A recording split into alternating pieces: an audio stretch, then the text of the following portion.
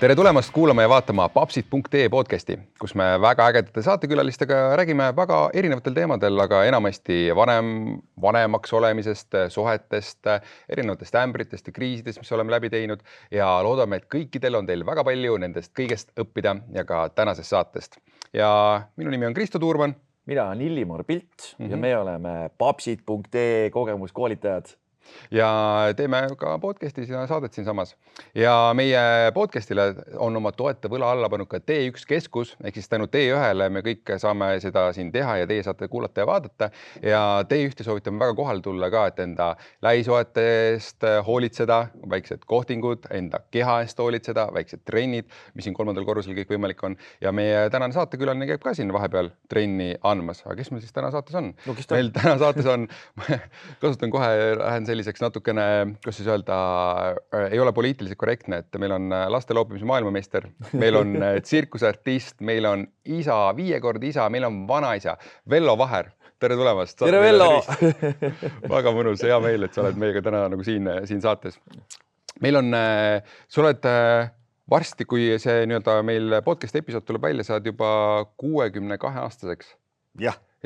Ja selle ei välimus ega sinu võimete järgi seda nagu küll ütleks, et ma arvan, et sa oled üks võimekamaid, ütleme siis 62-aastased, kes meil Eestis elab. Oled sa nõus sellega?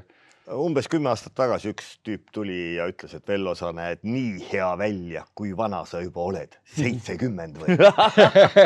Ehk mõte oli see, et ta oli must paar aastat noorem ja kui tema oli keskkoolis, tänapäeva mõistes gümnaasiumis, siis mina juba esinesin. Ta teab mind nii kaua. Ja ju ma siis olen ikkagi aastast 1979 oma jooganumbrit teinud, siis kui enamus kuulajaid ei olnud veel sündinud. Ja nii kaua ma olen praktiliselt iga päev trenni teinud ja laval olnud. Ja ütlesid ka, et täna tuleb ka 4-5 tunnine trenn tuleb, eks ju, et sa trenni teed igapäevaselt. Ma teen iga päev trenni. Ütleme, see rusikareegel on olnud selline, et ma teen iga päev 3 tundi trenni, aga kui ma olin noor, nüüd mul tuleb alles meelde, mulle meenub, et kuskil Jaapanis olevat olnud mingisugune võitluskunstide meister, kes olevat öelnud, kui ta teeb alla 5-6 tunni päevast trenni, siis vorm langeb. Ja praegu on minuga täpselt see sama. Ehk kui ma teen 3 tundi trenni päevas, siis mul vorm langeb. Selleks, et ma jõuaksin sinna tasemele, mis ma nüüd noorena olen olnud, oma jalad kaela taga ja kõike, siis ma pean tegema 4, 5, 6, nüüd selle viimase kuu jooksul üks päev tegin 6,5, 5,45, 5,15, ütleme, kui ma alla 3 tunni teen, siis ma nagu jooksen trennist läbi, teen siuht natukene ära. Kas on mingi eesmärk sul ka siis praegu, sest kui praegu on eesmärk, jah? Praegu on. Väga lahe. Eesmärgist rohkem ei räägi, aga praegu on eesmärk. Ja praegu ma igaks juhuks ei räägi, sest kõikide nende eesmärkidega, kui nad susisevad, siis nad võivad ka mitte veel öelda, sa ei ole enne laval, kui sa oled laval. Nõus. Okei, väga lahe, siis on mida oodata. Täiskohaga töö. Siis on mida oodata igastahes. Räägi sellest ka, et lihtsalt, kui me sellest trennist ja sinu trenni tegemises kohe nagu räägime, lihtsalt see on nagu nii, mul endal nagu alati nagu aju plahvatab, kui ma kuulen neid raskuseid, et räägi oma viimased nagu maailmarekordid ka läbi, mis sa oled nagu teinud, kõik see rippumised, mis sa oled nagu hammastega teinud ja et need kaalunumbrid, mis sul on, lihtsalt too mõni nagu näide, et mida sa oma kehaga nagu oled teinud või korda saatnud? No tegelikult mul on ainult üks ametlikult registreeritud World Guinness Recordi tunnistus, kui ma rippusin hammastega. Seal nad ütlesid, ma pakkusin välja, et ma ripun jalad kaela taga. Nad ütlesid, et pole vahet, kuidas sa ripud sirgekerega või mida iganes. Kõik lähevad ühte patta. Rippusin Tallinna Lauluväljakul aastal 2017 4 minutit 12 sekundit ja sain selle tunnistuse ja 6 aega hiljem murdsin oma lülisamba ja siis veel mingisugune venelane kuskil Hiinas võttis minuga ühendust ja tuli välja, et mõned kuud hiljem siis tüüp rippus sirge kehaga mu tulemuse üle 5 minutit ja siis ta rippus veel 7 minutit ja nüüd just mingisugune pool aastat tagasi üks rumeenlane olevat rippunud ka sirgikehaga 10 minutit. Aga kui ma vahepeal läksin oma kaelaga ja kaelarihmaga, nii et alati... Mis see tähendab?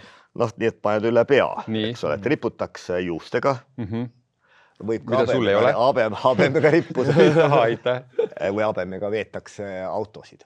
Aga ehk siis juustega, hammastega või siis kaelaga.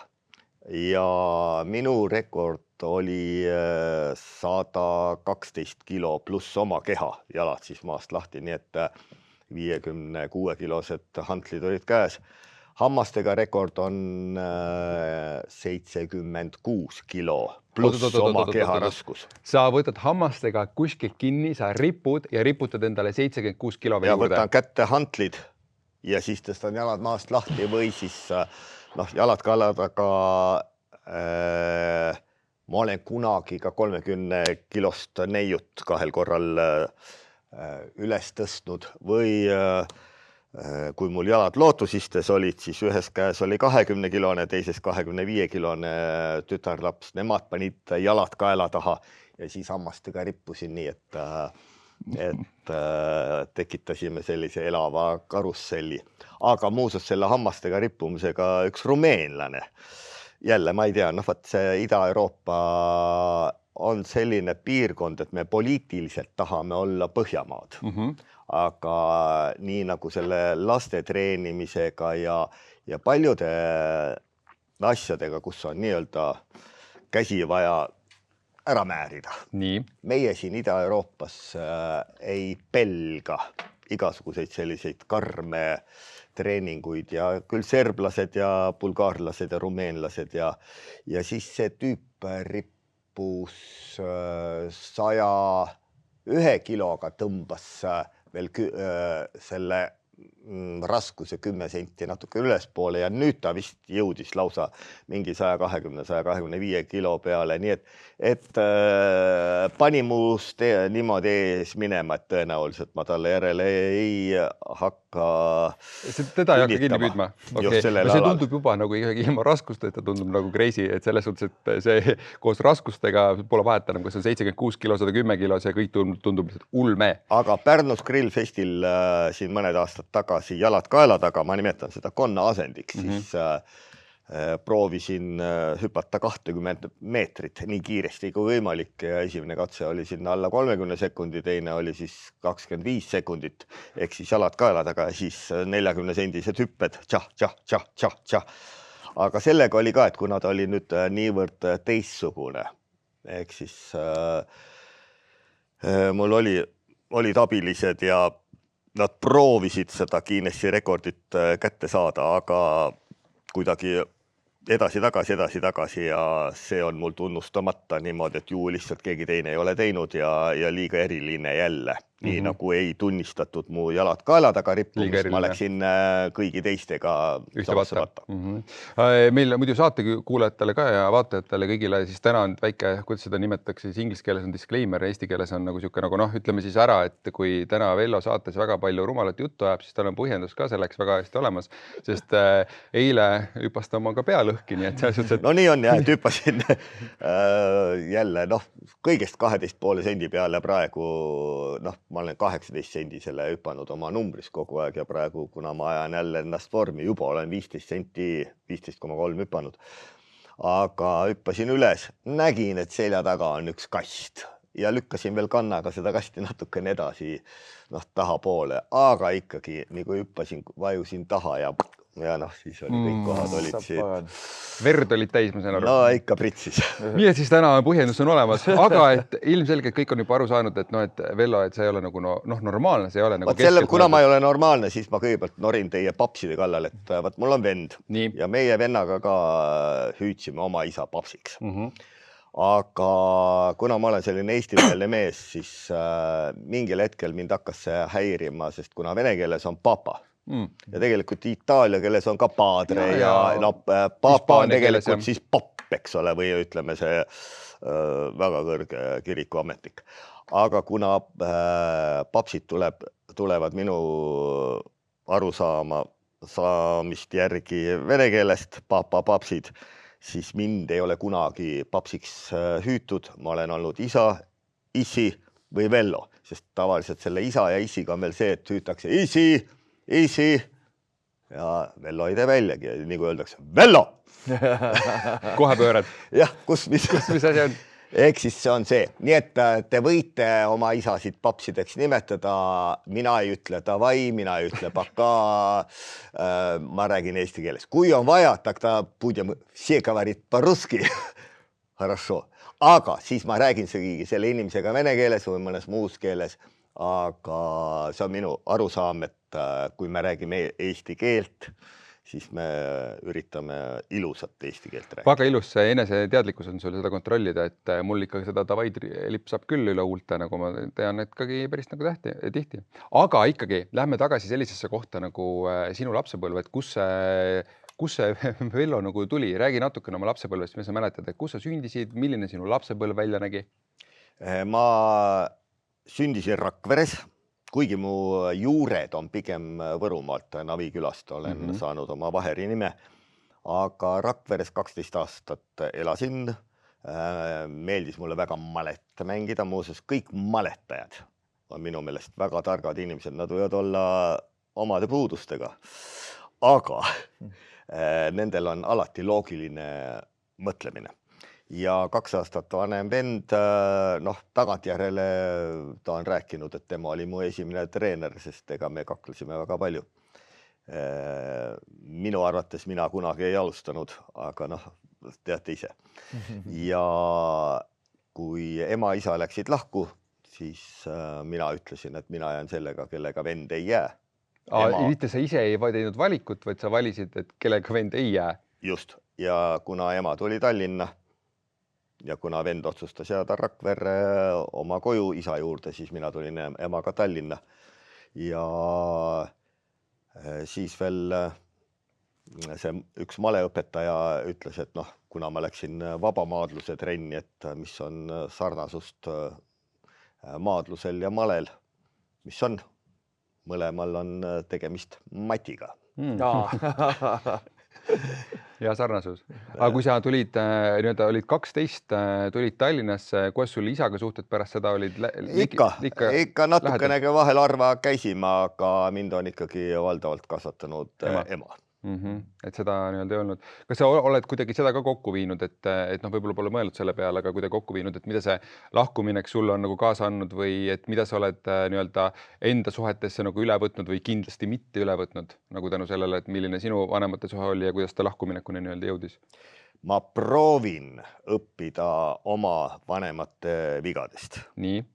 Aga alati see ei õnnestu. Muidugi. Ja teiseks on see, et kui nüüd mina lähen teise äärmusesse, hea on, kui sa lähed nagu kuskil seal keset teed. Kui mõne vea lükkad hoopis teisele poole, siis see ei pruugi üldsegi hea olla. Ehk siis ma 14-aastasena hakkasin absoluutseks karsklaseks, ei joo, ei suitseta, kuna ma käisin vabamaadluses ja nii öelda, kui sul on vanemad padujoodikud, siis sealt perest võib tulla mõni väga karske inimene. See on 2 teekond, eks ju, kumma sa võtad, eks ju? Minu vanematel seda alkoholiprobleemi õnneks ei olnud. Aga võib juhtuda, et sa oled täitsa karsklane ja just vastupidi, kuna sina ei joo, et siis võivad jälle lapsed, eks ole, napsitada. Ja nii on, et sa võid ükskõik mida neile õpetada, maailmavaadet, seda sama eestlust või midagi. Kui sa liiga äärmusesse lähed ja proovid oma lastele seda oma tõekspidamisi peale liiga suruda. Me peame oma lapsi suunama. Selles ma olen 100% kindel, aga me ei tohi neid liiga palju sundida. Aga kui sa võtaksid ikkagi enda nagu sealt vanemate nagu suhtest ja sellest, et kas on siis, ütle näiteks kas või üks asi, mis sa kindlasti oled oma suhtesse kaasa võtnud, nagu praegu ka aitaga, või siis, et mis sa kindlasti ei ole kaasa võtnud? Minu ema ütles ühe kõige kuldsemad sõnad. Nii. Kui voodis on hästi, siis on kõik hästi. Ja nii on. Ehk siis, kui on voodis hästi, siis on kõik hästi. Ehk siis, kui võtame teistpidi, kui seal on halvasti, siis on kõik halvasti ja kõik lähevadki laiali. Et ta peegeldab päris palju, eks ju, see, kuidas on tegelikult intiimsus, lähedus, eks ju, sa oled ühe asjaga veel öelnud ka varasemalt, et mida see veel tähendab, on see, et ei nii-öelda voodisse tüliga ei lähe. Jaa, sa olete ka õige. selle nii-öelda öelnud, et see on nagu veel lisa nii-öelda klausel sinna juurde. Ehk siis, kui sa vaidled, oled tülis, aga kui lähed voodisse, teed krõpsu ära, kõik on jälle hästi. Kõik on jälle hästi. Ma ütlen oma poolt juurde veel, et ma soovitan. Vello Vaher on soovitanud. Et ei, no siin on teisegi meil käinud, meil Margus Punap käis ka ju saates, ütles ka, et nagu 2-3 korda nädalas ikkagi arstitõendi võib kaasa anda, et on ikkagi nagu vaja teha, eriti meesterahvastel, et hoida enda eesnäärme. Ja ega meestearstid esimene küsimus on ka ju, kui tihti. Absoluutselt. Ja ütleme nii, et minu arvates üle päeva on täiesti normaalne. Ja ütleme, et see... mis me räägime siis vanusest praegu uuesti? No väidetavalt on üle 60 juba. Väidetavalt Vello, et tal üle 60. Jah, ja ta ei kasuta seda, et nagu, et üle päeva. Kui abielus, et siis on nagu korra see tähtpäevadel. Kaasagad abielus olnud? Suvel saab tutvust 39 või abielu 39, tutvust 41. Kuule, räägi mulle, Vello, kuidas seal üks asi on ka veel vajalik selle voodimaratoni juures või nende magamistoa värkide juures. Seal on vaja seda uudsust ja seda nagu kirge ja sükest asja. Kuidas sa seda uudsust ja asja selles suhtes siis tekitate, et see ikkagi see säde nagu nii-öelda kestaks? No vaata, seal tuleb erinevatel eluetappidel kuidagi uusi fantaasiaid leida ja kui sul on lai silmaring ja suudad fantaseerida, siis võib-olla minge Epp Kärsini jutule või on teil juba käinud küll. Oleme ka ise tema juures käinud. Ei, ma mõtlesin küll selles mõttes, et kui ikkagi sirkuse perekond on, siis jah, seal on võib-olla natuke rohkem seda ampluaad või asju, mis nagu ja ka julgust ja võimekust arvatavasti katsetada igasugused muude asjadega.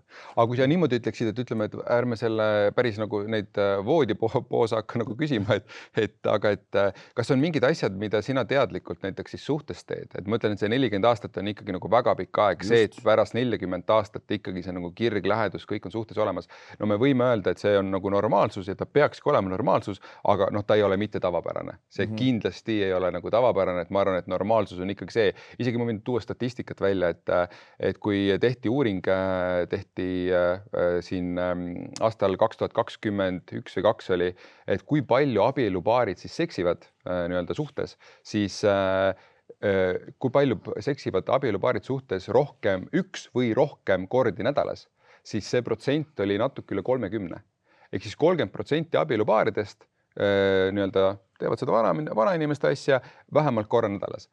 70% teevad seda oluliselt harvem. Ehk siis selles suhtes, et normaalsusega võrreldes jah, et see on nagu nii-öelda võib öelda, et see on ebanormaalne, et mis ühtepidi tahaks, et oleks suur normaalsus. Et mis need on need ikkagi, et kas on mingid teadlikud tegevused ka, mida sa teed või on see nagu kõik spontaanne ja lihtsalt on juhtunud, et teil on hästi läinud? Et teadlikult ei ole või on mingid mõned tegevused, mis sa saad öelda ka näpunäited meile endale ja siin kuulajatele ka? No vaata, nii nagu ma käin iga päev trennis. Ma olen alati mõelnud, et kui ma saan jalad kaela taha panna, et siis ma tunnen ennast elusana. Nüüd viimasel ajal ma tunnen, kus mul jälle hakkab vorm tulema ja tõesti ma tegelikult olen juba päris heas vormis. Nüüd ma olen isegi selle veel kaugemale oma mõtetes arendanud, et kui ma ei saa jalgu kaela taha panna, siis ma tunnen ennast impotendina. Ta oled sellise endale seose loonud. Seose loonud. Minu puhul on jalad kaela taha panemine, kui sa oleksid Luciano Pavarotti või mingisugune viiulimängija, kellel on näpp haige ja sa kaotad hääle või ühe näpu ja sa oled maailma parim viiulimängija. Ja nüüd sa ei saa enam viiulit mängida, siis sa tunned ennast impotendina. Ja minu arusaam on see, et võib-olla ma olen üle treeninud, aga ma parem olen 1 päeva mees, kui vegeteerin veel 10 aastat. Ehk siis ma elan täiega ja ma leian, et nagu kuskil filmis oli, sest siin me oleme või mis iganes või mehed ei nuta. Et ma olen täiesti terve mees ja ma tahan kõike seda saada. Okei, ma küsin edasi sellepärast, et saan aru sust ja täitsa ma ei tea, kas seda mõtlesid, aga ma mõtlen seda igastahes sellega, võtan kaasa, et ongi, et kui mõeldagi selle peale, et mida nagu naised tahavad, et ilmselgelt sinu naine soovib ka, et ta kõrval oleks mees, kes on enesekindel, kes tunneb, et okei, et ta nagu performib nagu igal pool, tal on teostusvõime, eks ju, tal on eesmärgid elus, et ilmselgelt see on see, mida ka nagu naised tahavad. Aga ma ikka küsin, kas on ka suhte kontekstis, et midagi sellist, mis te teete, ma toon täitsa lambi näite näiteks, et seal on väga paljud, kellel on näiteks kokku lepitud, et iga teisipäeva õhtu on näiteks aeg kahele käiakse kohtingutel, eks ju. Et kas on midagi sellist ka, mis te nagu järjepidevalt teete nagu suhte kontekstis? Või et mida sina lood, et seda nii-öelda oleks siis, sest jälle see pole ka täiesti tavaline, et ma arvan, et siin stuudios ongi nii mõnigi inimene, kellel võib-olla ei ole see, et üle päeva naisterahvastel endal on nii-öelda isu ja soov nii-öelda näiteks, kui me räägime seksist, eks sellega kaasa tulla, et kas on midagi veel, mida sa teed? Üks pidepunkt on ka alati olnud meie peres, me oleme mõlemad seda abikaasega ka öelnud. Ehk siis minu põhimõte on alati olnud, et naine peab esimesena saama. Väga ilus põhimõte. Ehk siis kui oletame mees on purjus, teeb oma asja ära, no mis mõnu siis naisel on. Ei, seal ei olegi soovi, selles suhtes, et see on ilmselge, et naisel peab olema nagu mõlemal poolel peab pakkuma see väga suurt naudingut. Ja mina käin kõvasti trennis, aga mul naine käib ka trennis, hoolitseb enda eest ja näeb samamoodi oma vanuse kohta väga suurepärane välja. Kinnitame. Ja vaat siinkohal veel mõni võib mida iganes, nagu sa tood, et vaat kohtingule või mida iganes. Maailmavaateliselt, siin ma hüppan nüüd jälle poliitikasse. Ma ei ole kunagi tähistanud Nõukogude Liidu ühte suurimat püha Nõukogude naistepäeva. Mina ei vii kunagi naistele Nõukogude naistepäeva ajal lilli. Ehk naistepäev oli Nõukogude Liidu ajal vabapäev Nõukogude Liidus ja Bulgaarias. Nüüd, kus maailm on avardunud, nüüd hakatakse seda ka kuskil mujal tähistama. Kuigi see võib olla tulnud Ameerikast kuskilt, aga ameeriklased, inglased, keegi ei tea sellest päevast mitte midagi. Ja liiatigi, kui Tartu naised võivad seda tähistada, aga mitte Tallinna naised, sest samal päeval või mõni tund hiljem pommitati Tallinn maatasa. Ehk siis 9. märtsi pommitamine. Ja nüüd seda teemat võiks hästi pikalt oma kindlat põhimõtet. Ja siinkohas ma tahangi nüüd öelda, et ma ei vii naisele naistepäeval lilli, ma viin teistel päevadel lilli ja minu meelest võiks mehed viia iga päev naistele lilli, aga mitte sellepärast, et vaat Putin ütleb, et see on meie rahvuspüha, kõik viime, see on meie kõige tähtsam päev ja nüüd me peame sellel päeval viima. Nõus, kirjutame täiega seal alla, et lilled peaksid kodus ikkagi naisele olema pidevasi, et meil on ka olnud, kui sa võid endagi loo rääkida ja selle oled siin podcastis ka maininud, et kuidas sul oli tükk tegemist, et naisele lilli viia? Ei, mul oli ikkagi tükk tegemist, aga siiamaani ei ole ta nagu nii-öelda päris nagu nii-öelda ära tervenenud, et tavaliselt oli mul, kui me rääkisime sinu lapsepõlveski, et siis mu enda lapsepõlves oli see, et kui isa oli mingi jamaga hakkama saanud, siis tuldi lillekimp käes. Ja mulle nagu jäi nagu assotsiatsioon, et oota, kui ma naisele lilli viin, et ma pean hakkama põhjendama, miks ma talle neid lilli toon. Mitte sellepärast, et ma väga tahtsin talle lilli viia või head meelt valmistada, vaid alati jäi nagu nii-öelda siukene alateadlik, siukene hirm. Oota, kuidas ma nüüd ära selgitan, et mul päriselt tuli hea tuju. Ja siis lähed, kui kõrvad lontis ja palun, sul on täna kallis lilled. Kusjuures see oli just niimoodi viimasel või eelviimasel beebivõimlemise trennis ütlesin isadele ka, et kuulge, aga ilus päev, viige oma naistele lilli. Ja siis ka üks hakkas seal ütlema, et aga kui ma nüüd järsku lilled viin, et siis ma pean hakkama põhjendama, et miks ma viin, et kas ma olen mingi jamaga hakkama saanud. Ehk siis, kui sa palju tihedamini viid, siis me oleme naiste käest seda ka küsinud ka, et seal on veel erinevad, meestel on, koolitustel oleme ikka küsinud, et seal meestel on erinevad nagu põhjendused, üks on see, et nagu ongi, et noh, siis ei ole enam ei tule nagu üllatusena. Ja siis me oleme ikka küsinud seda, et kas naistel, kas teil on nagu, kas kui liiga tihti lilli saate, et kas see hakkab nii-öelda devalveeruma ja rikub ära teil nii-öelda seda üllatusmomenti või nagu seda suhet, siis ei ole ühtki naist, kes ei oleks kätt tõstnud, et jah, ta tegelikult soovib rohkem lilli saada. Et see on jälle sama asi, et nagu me räägime tunnustusega näiteks, et sul ei ole võimalik nagu enamasti on väiksed nüansid seal või väiksed erisused, aga enamasti sul ei ole võimalik nagu liiga palju head oma kaasale öelda. Sul ei ole võimalik nagu liiga paljudele öelda häid sõnu, et ei ole kedagi, keda on nagu üle tunnustatud paari suhtes, et enamasti hoiame seda tagasi. Et see on nagu normaalsus, et me hoiame tagasi ja nagu oleme kitsid oma sõnadega, mitte vastupidi.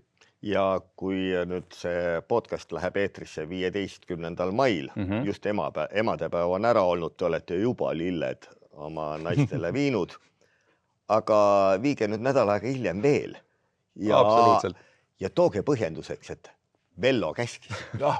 Ehk siis see on põhjendus, et vabanda välja, et Vello soovitas. Ega mina ei tahtnud tuua, aga no Vello ütles, et ta vajaks tuua. Muidu Putin tavaliselt ütlen, et kuule üks konkreetne kuupäev, pagan see Vello käsib palju tihemini. Kuule, aga sulle Vello meeldivad vanasõnad ka, et sa oled ka öelnud, et sa oled nagu siuke vanasõna usku, et üks on see, et ära tee teisele seda, mida sa taha, et sulle tehtaks, eks ju, kirjutad alla. Et mulle meeldib väga üks bariterapeut, Eestis ka väga nagu tuntud, väga nagu austanud Katrin Saali-Saul, kes on öelnud, et jah, et seda on öeldud, eks ju, aga teisest küljest on tegelikult paari suhtes peaks hoopis olema see vanasõna see, et tee teisele seda, mida teine tahab, et talle tehtaks. Ehk siis seos seal suur ka armastuse keeltega, eks ju, et mis tegelikult, et mis keeles teine soovib, et temaga suheldakse.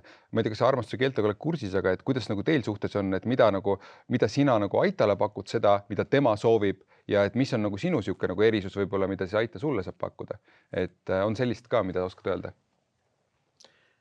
Tead, me oleme juba nii vanad inimesed. Meil on kõik nagu paika loksunud. Ehk siis ju me oleme midagi õigesti teinud ja nüüd hakata nüüd kõiki seda asja ette lugema. Mina olen 5 last tahtnud, naine on minuga nõus olnud, mulle need 5 last sünnitanud ja võib-olla on Aital õigus, et ta on väga järeleandlik olnud ja nii-öelda minu kaasa läinud sinu nii-öelda selle minu ego-tripiga kaasa ambitsioonidega. Naine muuseas, mul on ju Pättu teleseriaali. Ei no ma kuulen, mul ei ole võimalik teda kuulata lihtsalt ükstapuha kus ja mul on kohe lapsepõlve, tuleb see Lasnamäe korter, tuleb ette või mis ta oli, nagu ma olen kohe lapsepõlve tagasi, ei ole võimalik assotsiatsiooni. Kellega teed, täpselt sama värk on mul. Ja omal ajal sai ju käidud kogu perega tsirkuses 5 korral, iga kord umbes 8 kuud. Nii et me alustasime Horvaatias, Sloveenias, Itaalias. Me oleme olnud 5 kuud ja 3 kuud Sitsiilias, 2 kuud Sardiinias, siis 3 korral käisime Hispaanias, kogu Hispaania seal üleval all. 5 lapsega? Alguses 4, aga 2 viimasel reisil juba 5 lapsega. Juba 5. See siis nagu elad Haagis suvilas? Haagis suvilas. 7 Poeg veel magas, meil oli selline 9-kohaline buss, poeg magas seal ja siis selle Haagis suvila ehitasime selliselt ringi, et meie olime ühel pool Aitaga ja siis lapsed olid teisel pool. Ja siis 8 kuud. 8 kuud järjest. 8 kuud järjest. Ja 5 korda. 5 korda. Kokku tuleb 3 aastat siis. See on mingisugune 20 ruutmeetrini maksimaal. 14. 14 ruutmeetrit. Esimene karavan oli vist mingi 9 või 10 ruutu. Ja sinna veel mahub see ka veel sisse, et teeme üle päeva krõpsu ka veel. No lapsed juba teadsid suuremana, et nüüd on vaja jälle... MLissile natuke väikse tiiru siin vahepeal tsirkuse platsil. Okei, aga teile vist enne ka, et kui ega teil ei olnud ju suurkorter, vist ma olen kuulnud, et olite ühetoalises, elasite ka 6 vist, eks ju?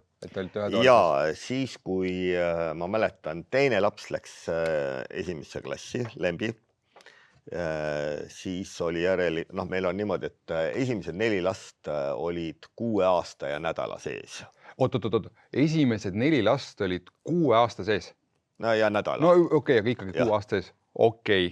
Ja tihe. me panime nagu hästi tihedalt ja me olime Ekstreemsport. Pääskülas ühes toas, noh, väike pisike köök ja kuna ma olen muuseas TPI ehk praeguse TalTechi ehitusinsener kütteventilatsiooni erialal ja mulle väga meeldib matemaatika, kõrgemat matti, teoreetilist mehaanikat ma kasutan ka oma treeningutes, hõõrdejõud, pöördemomendid ja sealt tööstusprojektist, kus ma töötasin, sealt ma sain siis kooperatiivkorteri ostuloa ja siis saime 4-toalise korteri Katleri piirkonda. See oli ikkagi väga suur üleminek, 4-kordne üleminek. Just ja siis hiljem siis sündis juba ka 5. laps. No sa oskad ennast hästi kokku pakkida ka vaat, ma saan täitsa aru, et sa mahtusid sinna toalisesse ära. No, meil oli tegelikult konnasandis magama. Vaat nii nagu teil on praegu see riiul siin, seal on see T1 silt, aga nüüd pane veel see laud selle T1 sildi peale. Ehk siis 5-kohaliselt ja siia vahele paneme siis lapsed magama. Ehk siis, et... Ei olnud 2-korruseline, 5-korruseline nari. Ja no nari meil oli 2-kohaline, aga ma mäletan, et esimeste lastega tänapäeval on ju need pabermähk või igasugused pampersid. Ja mul õnnestus saada oma 4 lapsega, et ei peaks neid marlemähkmeid pesema ja keetma. Sattusin Sõle tänaval, oli mingisugune beebipood ja seal olid nii suured kastid, pabermähkmeid ja mul oli tookord Žiguli. Ja kas ma ostsin minu mäletamist mööda 12 kasti ja nad mahtusid mul täpselt niimoodi sinna Žigulisse ära. Ehk siis esiistmel oli ka ja paremale ma ei näinud ja 3.-4. käik ka sisse ei läinud. Ehk siis ma sõitsin ainult esimese ja teise käiguga. Aga kõik mägud said kätte. Ja kõik need mähkmed ma sealt Sõle tänavalt tõin läbi Mustamäe Pääskülla ja pidu, aga nüüd oli vaja see 12 kasti paigutada siis nende laudade peale sinna lakke, eks ole. Ja milline rõõm, et nüüd naine ei pea nii palju neid mähkmeid pesema. Eks ma olen muidugi, mul on tegelikult ka tänu tsirkusele ma tegin autojuhiload C-kategooria ja isegi ma teoreetiliselt võiksin Haagisega sõita ehk siis CE. Ma tean, et iga 4 tunni tagant peaks puhkama, kui me tulime sealt samast Portugalist, ärge seda järele tehke. Aga kui me tulime jaanuaris, me saime 2 tundi enne Varssavit sealpool, saime öösel 4 tunniks elektrit, jube külm, siis öeldi, et ülemused tulevad, võtame elektriteelt välja Haagis suvilast. 1200 kilomeetrit seal kuskil juba Pealistoki juures öeldi, et Eestis on -27 või -29. Veoautod olid juba tee ääres ja tunned, kuidas see diisel hakkab ära hanguma, sõitsin 70-ga, sõitsin 23 tundi järjest, nii et ainult vahepeal panin Leedust juba seda talvediislit sisse ja nii kui üle 70 vajutasin, siis hakkas auto tegema tõka-tõka. Nii et ma olen ka 23 tundi järjest ilma puhkamata sõitnud. Ma loodan, et ma nüüd tagant järele 7 aastat on sellest möödas. Ehk siis kuritegu on aegunud nii selle pabermähkmete pärast ja ütleme nii, et omal ajal olid teised reeglid. Ei no ilmselgelt olid teised reeglid, millega said nagu ära, et seal kas või see, sa oled öelnud ka seda, et kas see laste nagu, ütleme siis korrale kutsumise ja karistamise mõttes, et ka seal oli see füüsiline noomitus, ühtepidi oli see, et muud moodi ei osanki ja siis ühel hetkel järgmiste lastega said juba aru, et kuule, et okei, see ei ole ikkagi normaalne, eks ju, et ühtepidi, mis vanasti oli normaalsus, nüüd on kuritegu, eks ju, et kuidas nagu meid üles kasvatati, kuidas meie vanemad meid üles kasvatasid, et see oli nagu ühtepidi nagu normaalsus. Mul on äärmiselt uhke ja hea tunne, et 2 viimast last ei ole ma mitte kunagi mitte kuhugi löönud.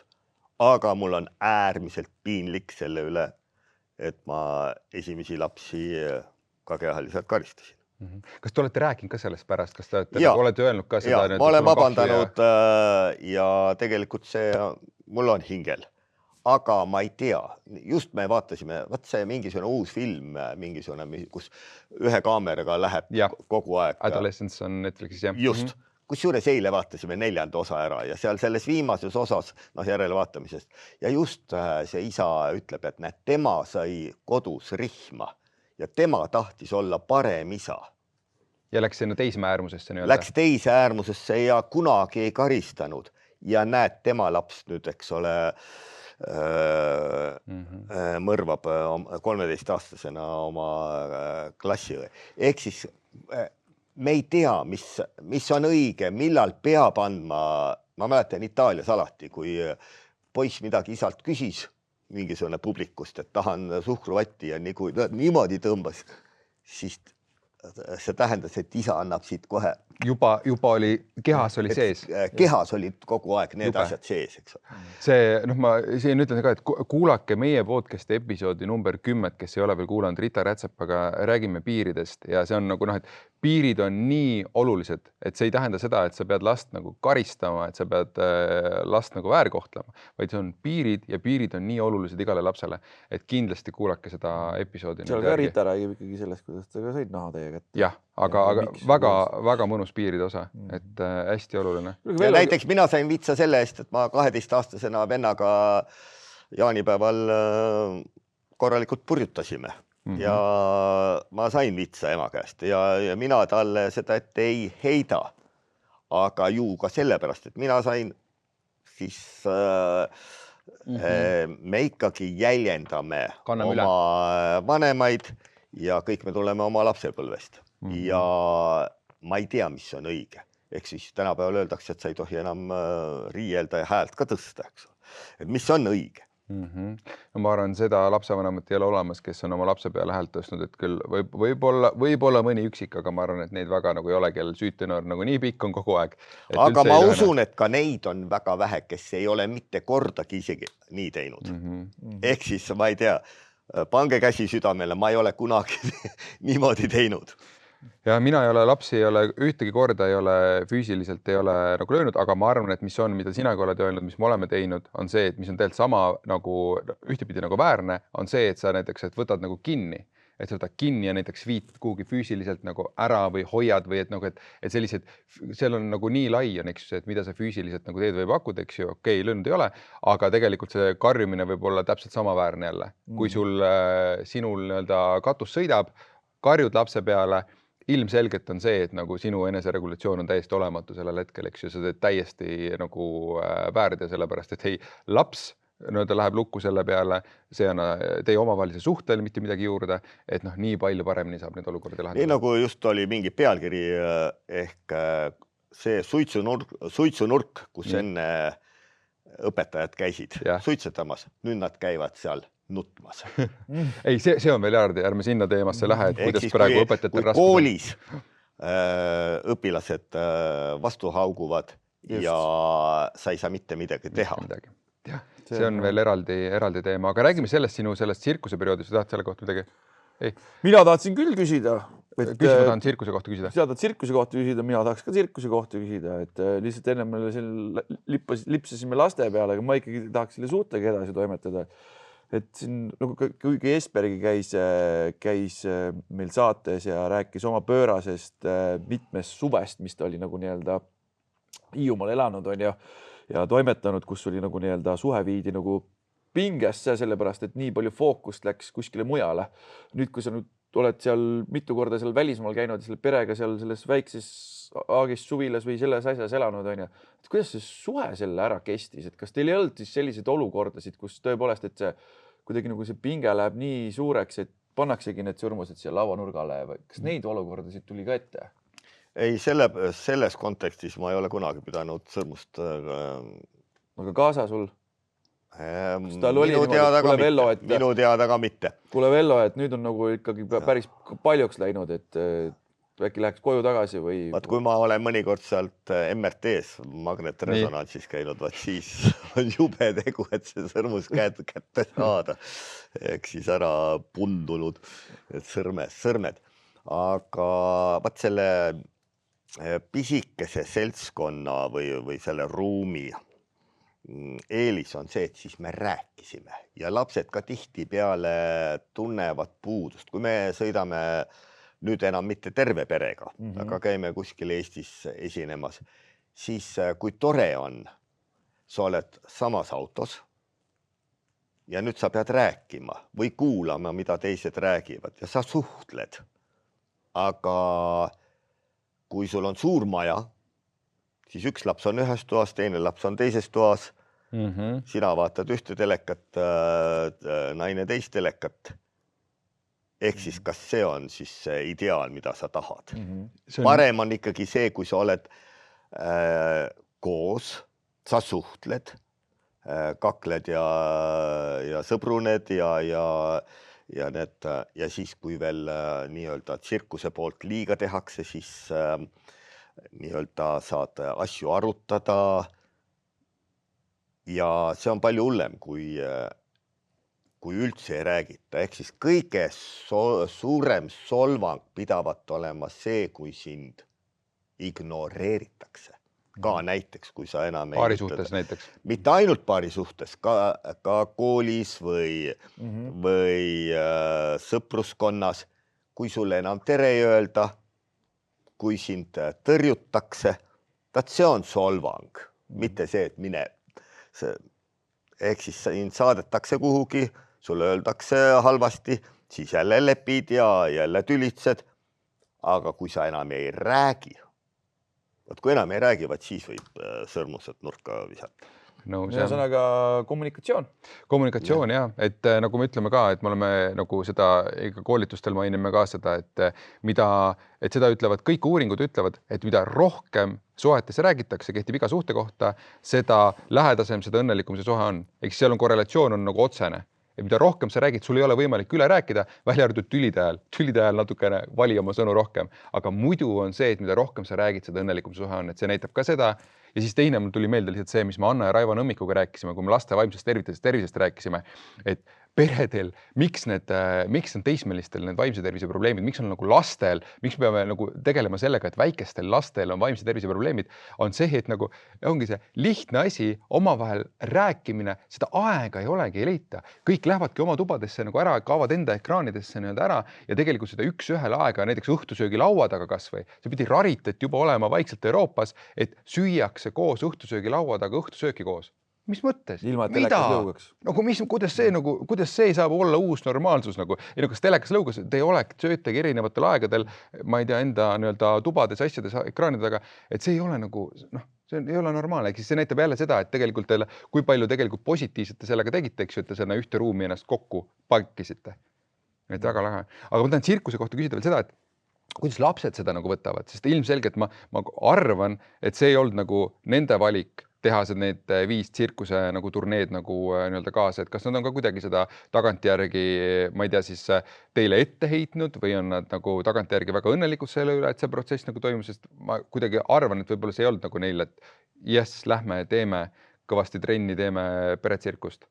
Seal on ka täpselt seesama, on asju, mis on nii-öelda ette heidetud ja on asju, mis on jube hästi läinud. Ehk siis näiteks see, et nad oskavad tänu sellele itaalia keelt, enam-vähem ka hispaania keelt, siis tütred Endle ja Lembi on spordis kõige kaugemale jõudnud. Lembi on 7-kordne Eesti meister teivashüppes, omal ajal tegi 11 Eesti rekordit, viis jälle nõksa kõrgemale, temal on nüüd ka see tõtt-öelda küll ära võetud ja ta on nüüd kõigi aegade paremuselt 3. inimesena siis Eesti naistest.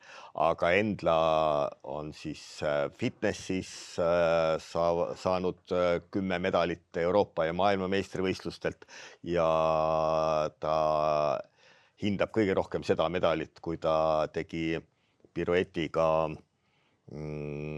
siis seda rühmvõimlemist, maailma meistrivõistluste pronks.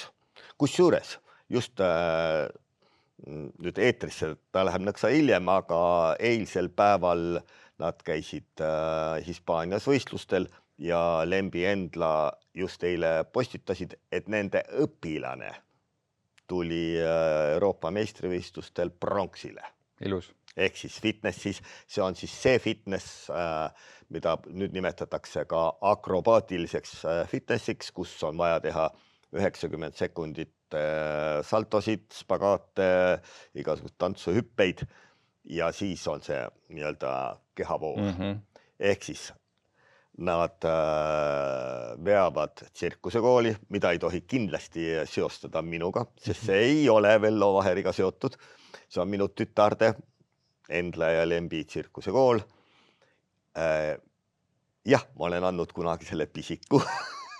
Ja siin on nüüd jälle, võiks öelda see teema, et keegi on öelnud, et vaat kui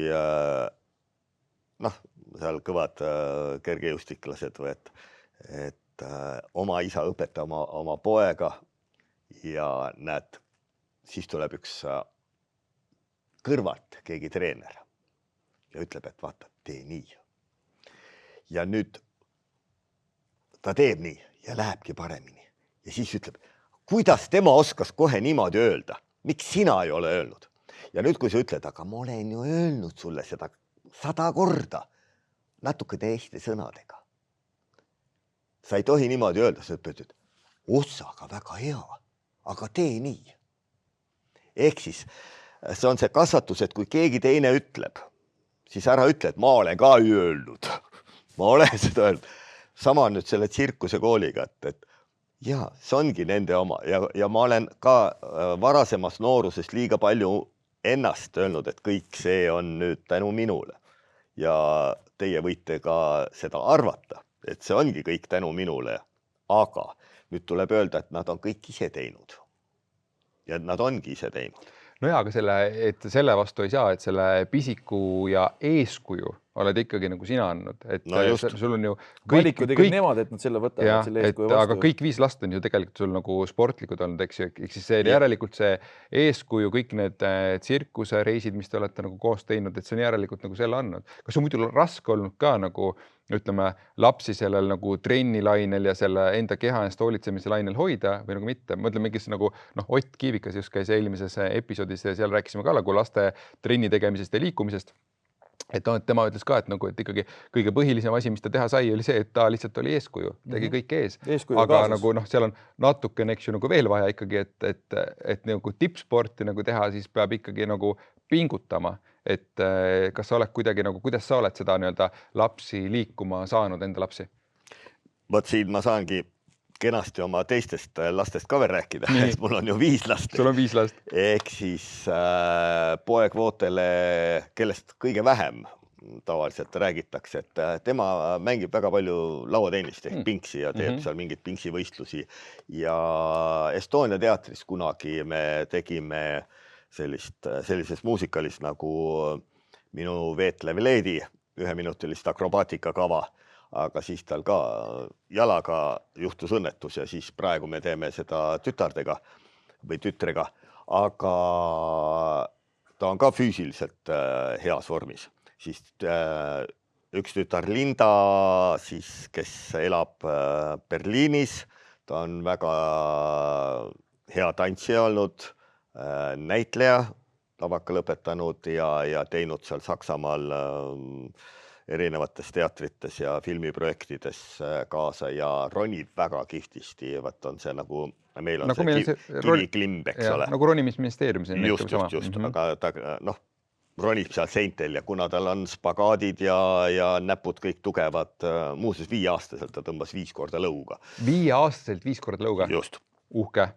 Ja siis Lemme Pesamuna, tema omal ajal käis ka lasteklassis Euroopa ja maailma meistrivõistlustel batuudihüpetes. Ja see ei ole muuseas mitte see pehmed batuudikesed, vaid sporttrampoliin, mis on olümpiaala, 4-kandiline selline tugeva vedrustusega batuut. Ja seal tehakse siis 10 hüpet. Lemme oskas omal ajal teha 7 erinevat 2-kordset saltot. Poroloonidesse hüppas ka 3-kordse, aga siis selles võistluskavas tal oli kas 3 või 4 kahekordset, ülejäänud olid siis küll mingi tuppasendis, küll pöördega ja erinevad seal on niimoodi, et kui vahepeal lihtsalt üles-alla hüppad, siis on mäng läbi. Ehk sa pead kogu aeg salto või piruetid või mingid sellised.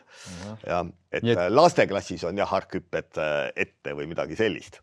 Aga ehk siis kõik on tegelikult väga sportlikud. Ja nüüd pojatütar samamoodi üle tantsib väga hästi, käis omal ajal tsirkuse rühmas ja nüüd lembipojad veel samamoodi. Noh, seal on, ütleme, siin seda kaamerad lage ei võta, aga ütleme siukene 3,5 meetrit köit. Marigaatos te olete ju käinud. Seal on nurgas üks köis ja 9-aastane poiss käis siis poole tunni jooksul 20 korda köiest üles, köiest alla. Kuna siis mina olen muuseas selline tüüp olnud, et ma olen oma lastele alati ka trenni eest palka maksnud. See on tasigi. Ehk siis tegelikult, et lapsed sul trenni teinud on, sa oled nendele maksnud. Ma olen maksnud selle eest, et nad trennis käivad. Ja andsin poisile ka iga korra eest, andsin siis 1 euro, 20 eurot. Ja siis 5-aastane poiss. See siis läks ka 7 korda üles ja tõmbas siit veriseks. Emme pani siis talle plaastri peale, läks 10 minutit mööda ja siis hakkas kutt rääkima. Kui ma nüüd lähen ka, kas ma saan ka 2 paberraha, kui ma nüüd lähen ka ja võttis ülakeha paljaks. Vabandust. Ja tema läks umbes 20 minutiga veel kiiremini, käis ka 20 korda. 5-aastane suvel saab 6-seks 20 korda köiest üles, köiest alla ja sai ka oma... Kuule, kalliks läheb, kus sa raha saad?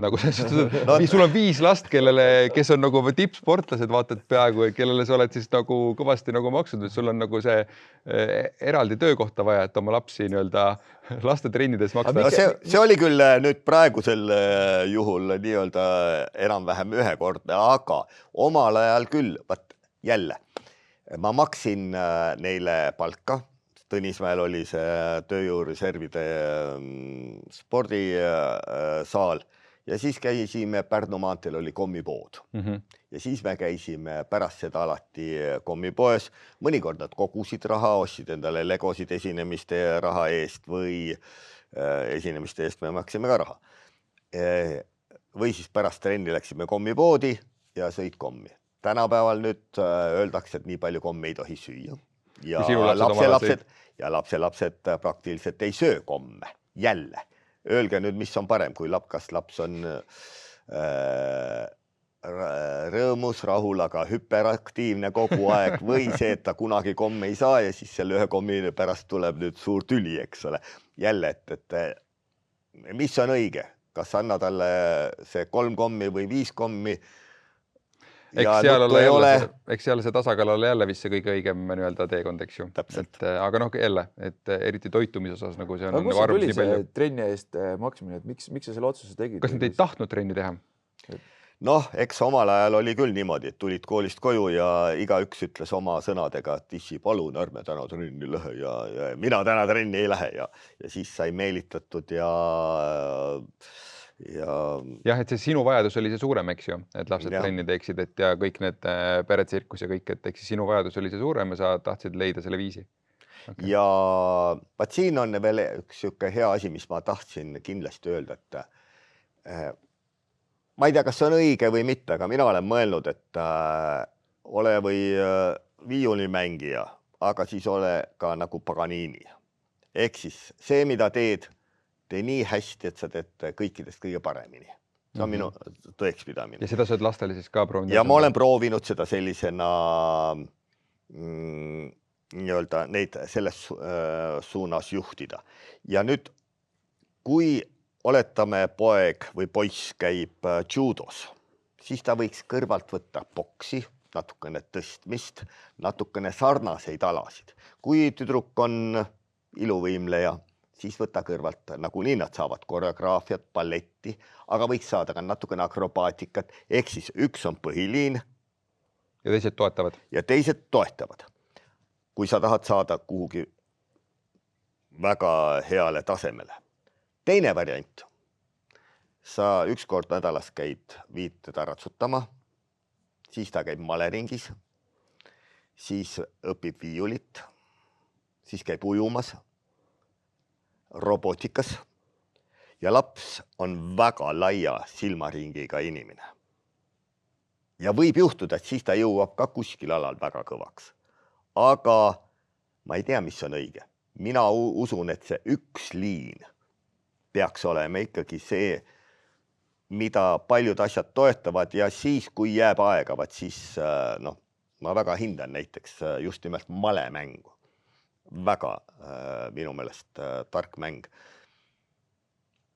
Aga kui me läheme liiga laiaks, siis ei pruugi ta ühelgi alal olla kõva. See 10 000 tunni printsiip, et mis see on. Okei. Aga jälle, et see on need on minu tõekspidamised ja sina või kallis publikum, teie otsustage ise, mis on õige ja see, mis sobib ühele lapsele, ei pruugi üldse sobida teisele lapsele.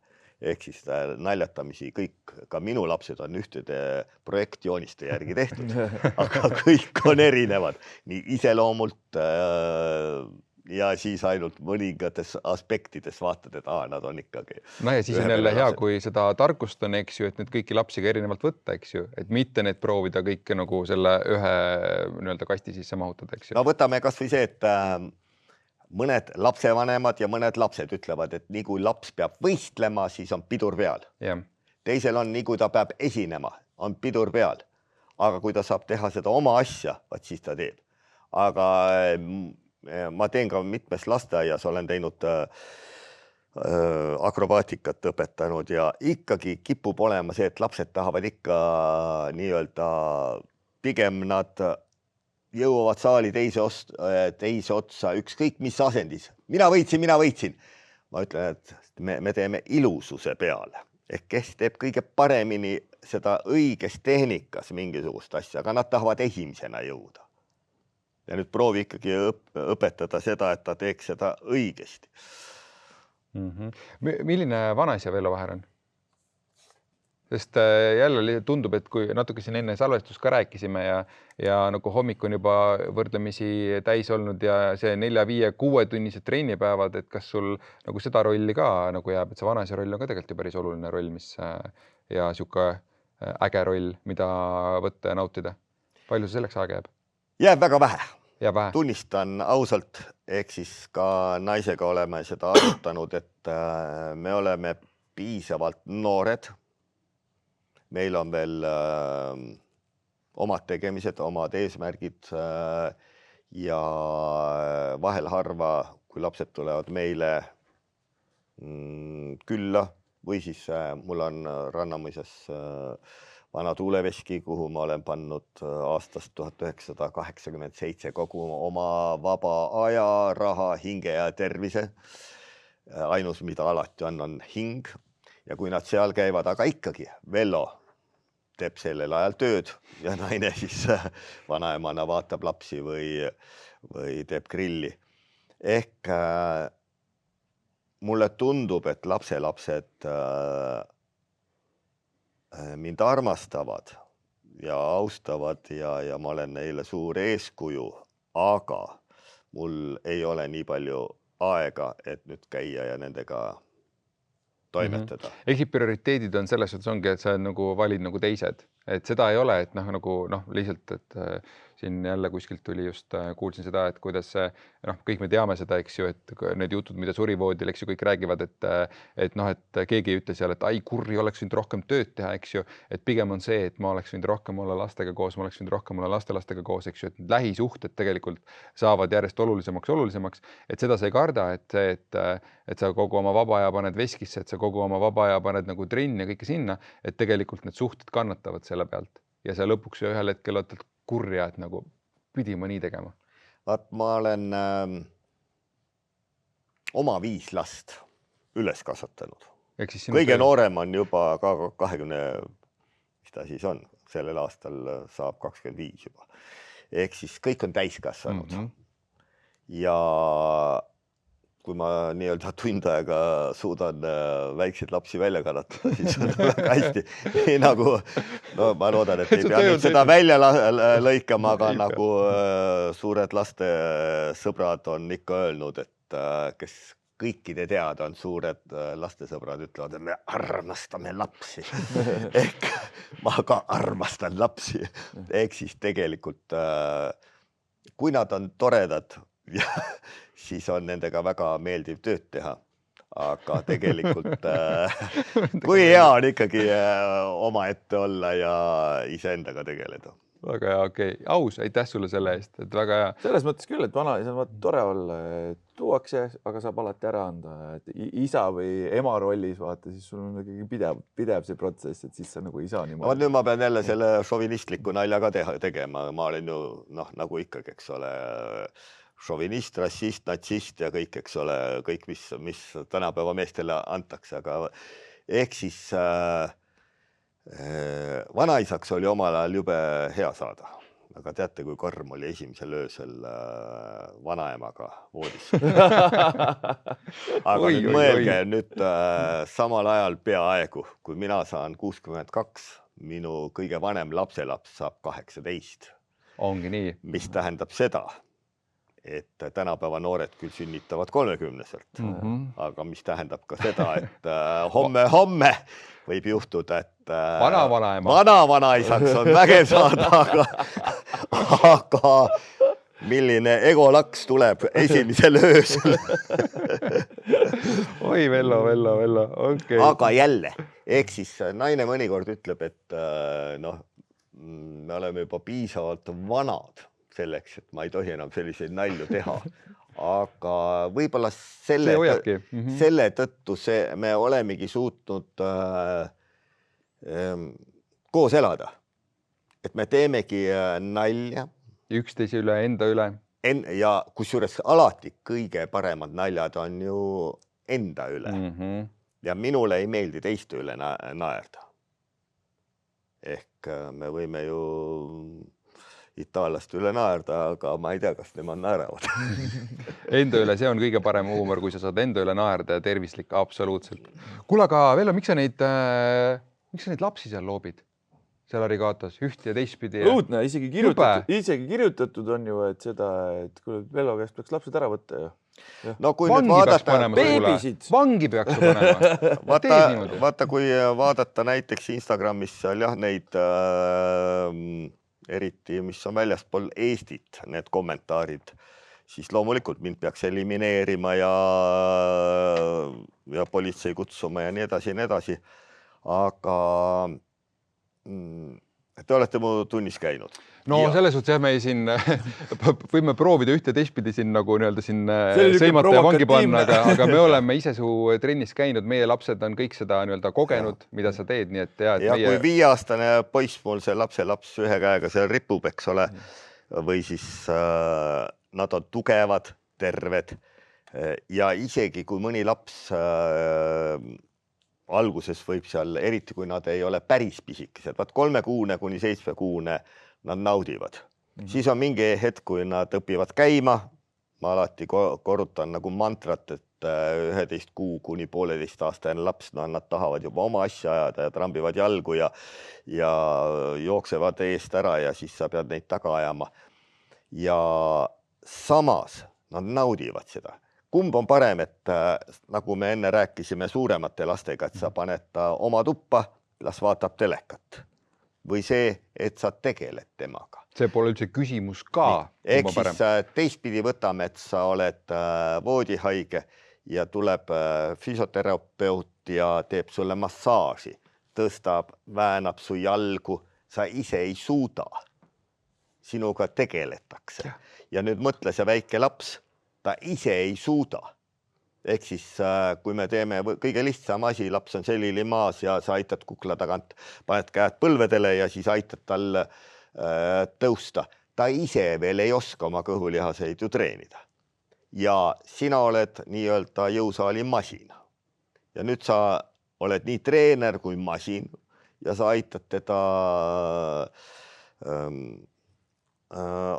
tema arengus. ja ta naudib seda, et temaga tegeletakse. Teine variant on, et mängi ise oma ette. Ja kui nad on terved, mina olen oma lastega ja lastelastega küll ja küll, laps nutab. Ja siis ma hakkan taga trenni tegema, siis ta hakkab naerma. Jah. Ehk siis sa annad talle sama, mis me nimetame, me mürgeldame oma lastega, eks, et sama asi, et sa tegelikult annad neile selle läheduse, sa annad selle füüsilise läheduse neile, mida iga laps vajab. Me ehitame oma lapsega sidet tegelikult läbi selle ja kui isadel ka, eriti kui lapsed on, eks ju, väiksed, emadel on olemas nende rinnad, eks ju, seda lähedust, nagu nad pakuvad nii palju lapsele ja isal on seda nii palju keerulisem võtta, eriti arvestades seda, et mis sa selle lapsega veel teed, eks ju, siis nagu see, et sa saad temaga koos võimelda, teed kasvõi see nädalas tunnikene 2, eks ju, see on juba nii palju rohkem võib-olla, kui sa nagu muidu teeksid seda, ehitaksid seda sidet lähedust üles oma lapsega. Mina nagu selles mõttes kinnitan ja ma kirjutan alla, et ma hakkasin enda esimese lapsega käima, kui ta 6-kuune, hakkasin sinu trennis käima ja mida see andis mulle oli see, et esiteks mul tekkis tegevuslapsega, et andis nagu hästi suur amploa, mida teha, ta täiega nautis seda, nagu sa ütlesidki, naudid.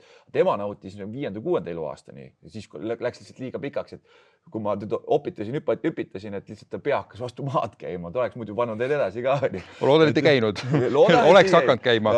Teise lapsega oli samamoodi, kolmandal temal niimoodi ei vaibinud. Aga mis oli see teine boonus asi oli see, et mu enda füüsisele mõjus väga hästi. Et üks asi on lapsega side või mu enda füüsisele, kui ma sinu beebiga trenni tulin, mul ikkagi, sa panid meid ka selle kõhulihased asju tegema, et laps läheb ühel poole, teisele poole ja tundsin igimull oli otsa ees, mõnus. Ja kolmas aspekt oli see, et ma sain tegelikult ägete papsidega seal tuttavaks, kes ka tahtsid tegeleda oma lastega. Et see oli nagu igas nagu dimensioonis, oli päris äge ja ma ei saa kuidagi moodi alla kirjutada nendele siis kommentaaridele, et mis te seal nagu lapsi loobite ja möllate, sest minu nagu need lapsed, keda ma siis nagu opitasin, see esimene laps, ta tahtis juba varem hakata käima, kui ta suutis. Ta tahtis hakata varem juba käputama roomada, kui ta suutis. Ma nägin, et oli hädas sellega, aga see, et ma käisin taga trennis, see just toetas, andis talle juurde ja tänasel päeval on sportlik, tahab teha, tahab möllata ja ma ei saaks öelda ka, et kuskilt poolt ajukahjustust tuleks.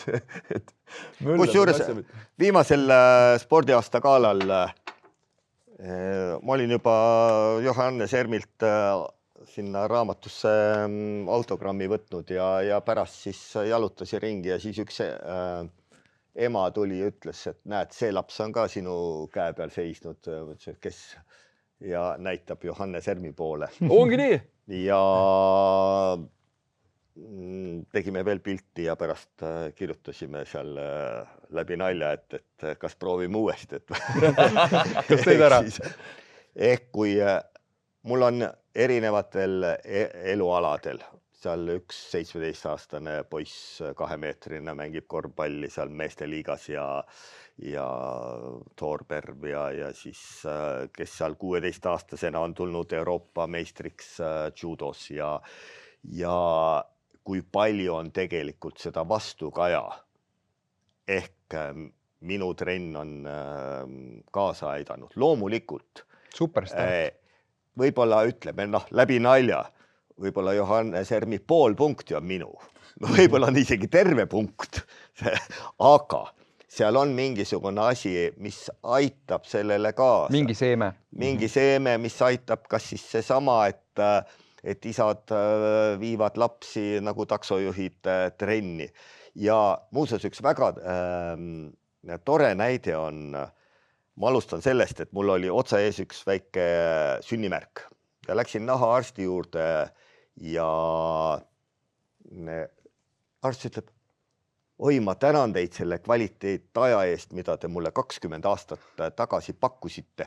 Et siis, kui tema mees käis oma tütrega võimlemas, tema oli residentuuris, õppis arstiks ja ta teadis, tookordist oli see pühapäeva hommikuti, et tal on iga nädal 2 vaba tundi, ta saab õppida. Vaatas kõik sünnimärgid üle, ütles kõik on korras, kusjuures hiljem mul see sünnimärk täiesti ise kadus ära, iseenesest. Ja kui ma olin siis ära läinud, ära minemas, siis ütles, ma tänan teid veel kord selle kvaliteetne aja eest, mis te mulle pakkusite. Seda ütles siis ema kes sai vaba aega. Ja nüüd ongi, et mul käib seal trennis ka emasid ja mõnikord emad ütlevad, et isad ju ei julge. Ja kui isad käivad, siis jälle, et emad ju ei julge. Ja need, kes käivad kordamööda, siis julgevad mõlemad. Ma väga soovitan siin, et isegi kui ka ma olen siuke vaoshoitum natukene võib-olla rohkem kui Illimar, aga et ma kõiki harjutusi ma ei teinud kaasa. Olid mõned siuksed nagu präänikud, mida ma ikkagi nagu vaatasin, et ma ei anna seda endale. Aga isegi kui sul on mõned, mis ei tee kaasa, seda 95% muud kaasa. Et ikkagi täiega kasulik. Ja sul on, põhiline on see, et mina proovisin, mina tegelesin oma lapsega. Absoluutselt. Nii nagu ma oma lastega alati mõtlen, et ma võisin teha ka vigu, aga sellel ajaloo etapil, selles hetkes ma arvasin, et nii on õige. Ma praegu teeks võib-olla midagi muud, teistmoodi mõnes aspektis, eks ole. Ja mõnda kindlasti teeks teistmoodi, aga ikkagi sa andsid endast kõik. Ja muuseas nendest kommentaaridest, peaaegu iga teine kommentaar inglise keeles on raputatud lapse sündroom. Ehk siis see on nüüd selline asi, et nii palju kui mina aru saan. Ehk kui purjus inimene või nii-öelda narkouimas inimene ei kannata enam, kuidas laps nutab, võtab lapsel kehast kinni ja vaat siis raputab ja siis pea rappub. Vaat see on see, et ta paneb rappuma. Mina teen sellist liigutust. Voolamine. Sellisel juhul minu jaoks on see, et kui sa lähed Käruga Tallinna vanalinna, kus on kivitee, vaat see on raputatud lapse sündroom, kui sa Käruga käid Munakivi teel. Ja ma loodan, et mu naine ei pahanda, aga ma olen ühe korra elus näinud raputatud lapse tegevust. Mul laps, see tookord magas meie kõrval ja laps tõesti nuttis öö läbi mingisugune öösel kella 1-2 paiku. Ja naine võttis lapsest korraks kinni, jää nüüd vait. Vaat see tegevus, jää nüüd vait. Ma ei tea, kui tihti te olete seda teinud, aga vaat see on see lapse raputamine. No nagu sa enne ütled, et mida sa väldid, et sa võtad õlgadest kinni ja ütled seisa, aga võib-olla sa tegid ka niimoodi. Vaat see on see raputatud lapse sündroom, mitte see, et sa nüüd tuled ja lendad. Väga ei nõus ja ma ütlen, see on väga lahe ja see, mis ta lastel ikkagi kaasa annab, see nagu soov nagu olla kehaliselt aktiivne. Ma arvan, see pisik ikkagi jääb lastele terveks eluks nagu kaasa. Aga aeg surub peale. Aeg surub peale, võtame kokku. Kõigepealt tahaks T1 poolt sind tänada ja meie poolt ka, et sa tulid meie saatesse vestlema. Väga mõnus vestlus oli, aitäh sulle. Ja siin T1 poolt väike kingitus sulle, saad T1 rohkem möllata, kui ainult trenni käia tegemas. Nii et mõnusat olemist. Ja kõik kuulajad ja vaatajad, aitäh teile, et olite ka meiega ja te saate teha meile väga suure teine. Näiteks jagage seda sama episoodi kellegi oma sõbraga sotsiaalmeedias, et see leviks rohkem ja väga paljud teist ei ole pannud, kes te kuulate, vajutan seda subscribe või telli nuppu näiteks YouTube'is või Spotify's, et vajutage seda nuppu, teete meile suure teene ja me podcast levib rohkemate inimesteni. Ja kui sa oled mees, siis mine vii oma naisele lilled, ütled Vello käskis ja pärast seda tehke veel mõni laps juurde. Et ilusad soovitused siia lõppu veel ka, nii et aitäh, et olite meiega ja näeme hooaja viimases episoodis juba 2 nädala pärast. Adjö.